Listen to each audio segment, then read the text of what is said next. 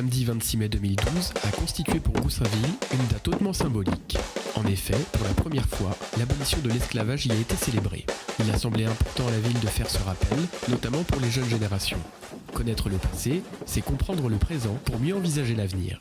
On a voulu montrer un signe fort pour la communauté de Goussainville et essayer de permettre aux jeunes d'avoir un rappel historique. En fait, c'est suite à une conversation avec mes collègues de la majorité.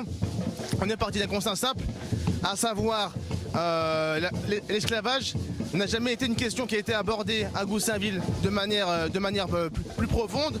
Il y a déjà eu des événements par le passé, mais selon nous, ils n'ont pas été assez forts.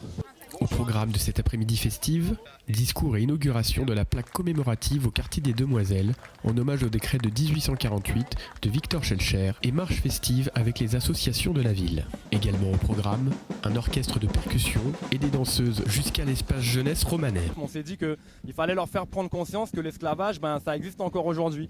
Pas mal de jeunes se retrouvent dans la structure avec un téléphone portable toute la journée, en train de ne même pas savoir pourquoi ils le pianotent.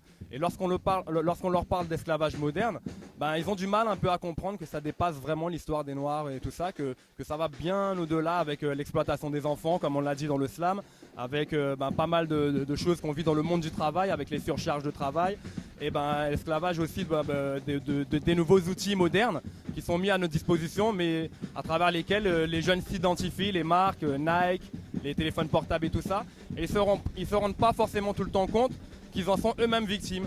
Donc c'était une manière d'ouvrir un peu leur vision de l'esclavage, mais pour eux ça paraissait très loin. Et donc maintenant ils prennent conscience petit à petit que ce n'est pas si loin que ça. La journée s'est terminée avec une série d'animations, slam, poèmes, percussions, expositions et un cocktail de clôture pour les 200 participants.